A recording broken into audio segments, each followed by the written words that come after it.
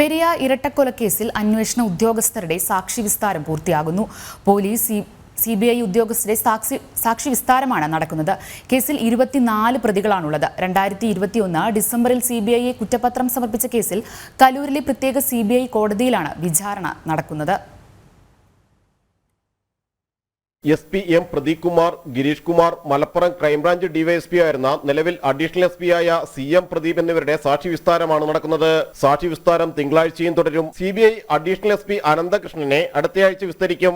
അന്വേഷണ ഉദ്യോഗസ്ഥരുടെ സാക്ഷി വിസ്താരത്തിന് ശേഷം പ്രതിഭാഗത്തിനുള്ള സാക്ഷി വിസ്താരമാണ്. തുടർന്ന് വാദം തുടങ്ങും. ഏപ്രിൽ അവസാനത്തോടെ വിചാരണ നടപടികൾ പൂർത്തിയാകും. രാഷ്ട്രീയ വൈരാഗ്യം മൂലം CPM ക്രിമിനൽ സംഘം കാസർകോട് പെരിയയിലെ യൂത്ത് കോൺഗ്രസ് പ്രവർത്തകരായ കൃപേഷ്, ശരത്ലാൽ എന്നിവരെ 2019 ഫെബ്രുവരി 17 കൊലപ്പെടുത്തിയതാണ് കേസിൽ 24 പ്രതികളാണുള്ളത്.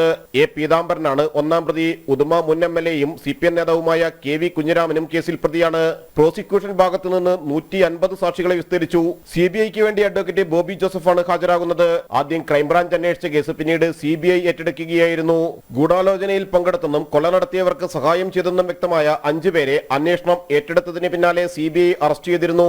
ആദ്യം കേസ് അന്വേഷിച്ച ക്രൈംബ്രാഞ്ച് 14 പേരെയായിരുന്നു അറസ്റ്റ് ചെയ്തിരുന്നത്. ജനം, കൊച്ചി.